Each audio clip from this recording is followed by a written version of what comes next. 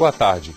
Em outubro de 2008, o Ministério da Educação remeteu ao Conselho Nacional de Educação nota técnica sobre a necessidade de diretrizes, normas e orientações para a criação de programas emergenciais de curta duração em segunda licenciatura, na modalidade presencial, para professores em exercício na educação básica.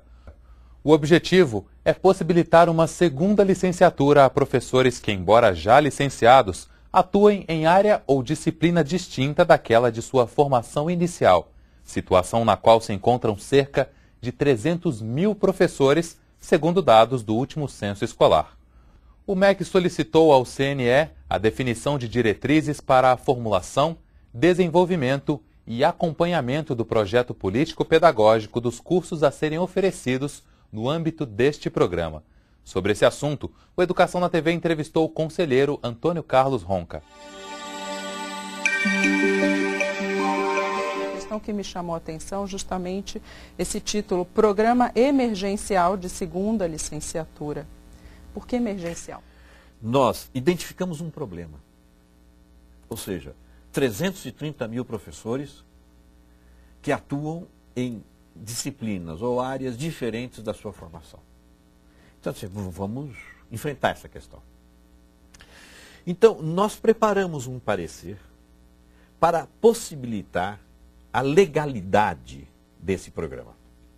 Ou seja, é um programa que tem o amparo do Conselho Nacional de Educação, há um parecer, portanto, ele passa do ponto de vista legal, as escolas que fizerem, as universidades que fizerem, passam a estar absolutamente dentro da lei.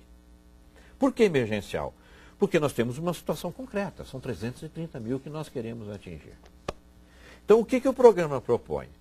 O programa, Renata, propõe algo muito simples. Primeiro, vamos convidar, eu diria até, vamos convocar as universidades públicas, estaduais, municipais e federais, que queiram participar desta empreitada de qualificar esses docentes. Veja, é claro que nós estamos tratando com pessoas que muitas vezes têm 10 anos de magistério, 15 anos de magistério, que têm uma experiência e que, portanto, dão aulas, muitas vezes o dia inteiro, e que já têm uma experiência, e que essa experiência precisa ser levada em consideração. É diferente quando eu tenho uma população que chega à escola com 18, 17 anos e que não tem essa experiência. Então, nós partimos desse pressuposto. São professores que têm uma experiência. Muito bem. Levando em consideração essa experiência, vamos fazer um programa emergencial, quer dizer, ele é voltado apenas para estes professores. Quem já está na sala de aula. Quem está na sala de aula, tá certo? Há pelo menos 3 anos. Tá? E que trabalha em rede pública. Tá certo? Estas são as condicionantes que nós estamos... Estadual ou municipal? Estadual ou municipal. Tá certo? Na educação básica. Certo. Muito bem. Então, este programa vai atender a estas pessoas e com um mínimo de 800 e um máximo de 1.200 horas, vai tentar trabalhar com a parte de conteúdo específico daquela disciplina que ele está lecionando, né?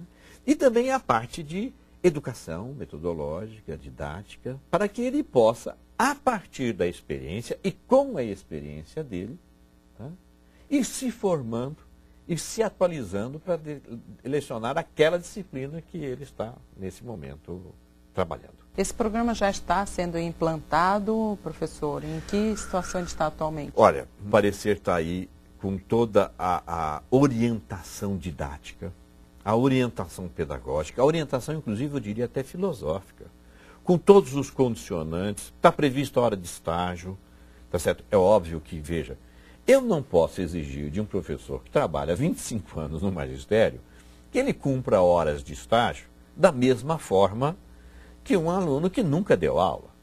Tá certo? Seria irracional. Então, nós vamos levar em consideração o trabalho que ele está desenvolvendo em sala de aula para o próprio estágio dele. Entende? Então, nesse momento está concluída a parte da legislação, o ministro deve assinar nesta semana que vem, homologar. Já foram abertas as vagas, né? As universidades já se inscreveram, há 18 estados em que nós já temos universidades envolvidas, E nós já temos até ontem 150 mil vagas abertas para atender esse projeto. O professor que tiver interesse em procurar esse programa...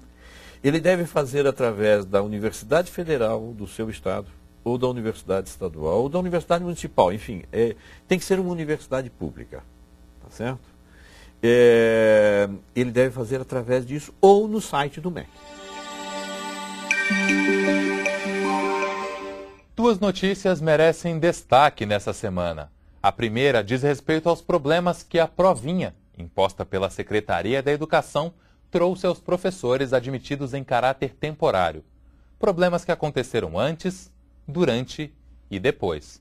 Antes, com o desrespeito ao equilíbrio entre o peso da prova e o tempo de serviço, contrariando a proposta do Tribunal Regional do Trabalho. Durante, quando a APUESP registrou uma série de irregularidades, como erros nas inscrições, por exemplo.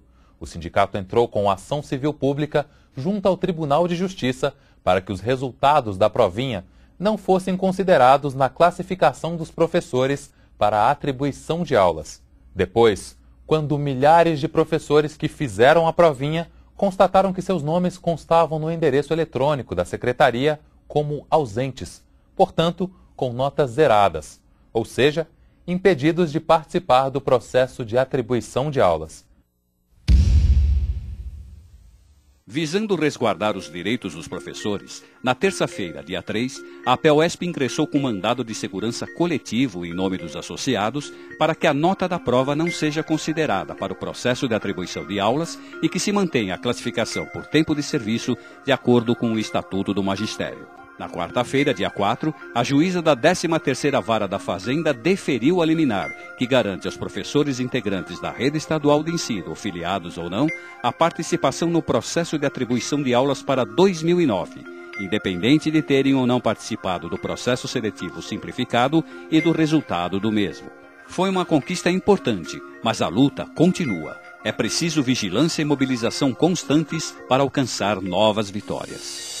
A outra notícia é que a APUESP ganhou liminar derrubando o impedimento do uso do artigo 22. O Decreto 53.037 de 2008 diz em seu artigo 18 que o integrante do quadro do magistério que se encontre no período de estágio probatório não poderá concorrer à atribuição de aulas para exercer cargo vago ou substituição nos termos do artigo 22 da Lei Complementar 444.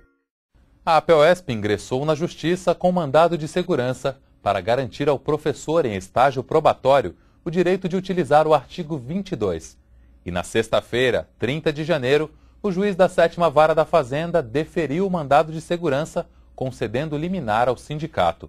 A orientação é para que os professores em estágio probatório, cuja inscrição para atribuição de aulas pelo artigo 22 foi indeferida, protocolem requerimento junto à diretoria de ensino da região de opção para que sejam classificados. O requerimento deverá ser formulado em 2 vias. É importante anexar cópia da liminar, disponível nas subsedes da APUESP. Professora, o ano letivo de 2009 vai se iniciar no dia 11 de fevereiro para a rede pública, que é uma quarta-feira. O que professores, alunos e pais podem esperar desse ano letivo? Acho que tende a ter uma continuidade nessa centralização da Secretaria de Educação, né, de retirar a autonomia das escolas, mas eu acredito que tanto os professores quanto os alunos, eles estão, de certa forma, muito mais preparados para enfrentar essa conjuntura. Tenho certeza. Nós vamos fazer um bonito trabalho mesmo, né, para que a gente consiga, de fato, enfrentar essa conjuntura, mas sem querer ensinar nada para ninguém. Nós queremos dizer o seguinte: olha, é possível, né, ter uma educação pública de qualidade. Aposta em nós, na nossa competência, né, na nossa dignidade, na nossa autoridade, né? É isso que precisa ser resgatado para que, no mínimo, os professores consigam, de cabeça erguida, dar sua aula e não ter que conviver com tantas dificuldades que ele vive na sala de aula.